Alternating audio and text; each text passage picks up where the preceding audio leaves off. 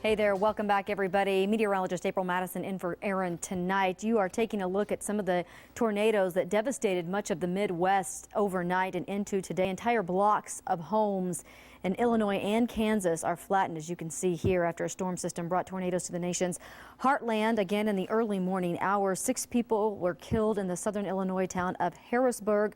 3 others died in Missouri. Much of the eastern Kansas town of Harveyville was left in rubble after a tornado that state officials say had wind speeds of up to 130 miles an hour. And I know the tornado that hit Harrisburg about 170 miles per hour, which makes it an E4. So that is just one below the top tornado ranking that you can get. Now, stats so far, we do know that at least 16 tornadoes across 5 states touched down. The total so far, 9 deaths, obviously hundreds more were injured. We also know that 6 of those, as I just mentioned, were in Harrisburg, 3 of them in Missouri. Tornadoes also hit Nebraska, Kansas, and Kentucky, and there is still a watch out even through tonight for North Carolina and Tennessee. The good news is they're going to get a bit of a break in this area for at least one day. The bad news is it's going to be short-lived. There could be more, possibly even worse, as we make our way into Friday. This is the same system that brought us all of the wind on Monday, the cooler temps yesterday,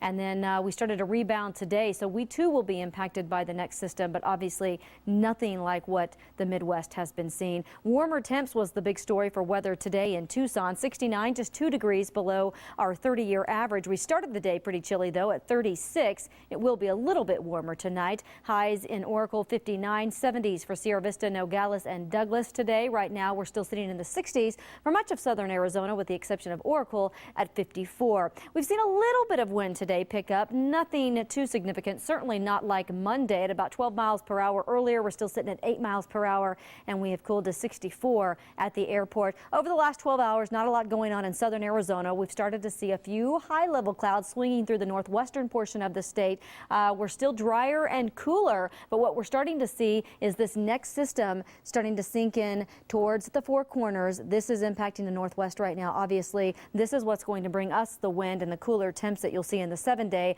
Unfortunately, it's also the system that will eventually make its way towards the Midwest by Friday night. We're all crossing our fingers we won't see the devastation that we've seen in the overnight hours. As we put our FUTURECAST into motion, this is a very cold system, as you can see, indicated by the blue. As it sinks down Thursday, all that really means for southern Arizona is a lot of wind. There's those isobars, those lines of equal pressure all squishing together.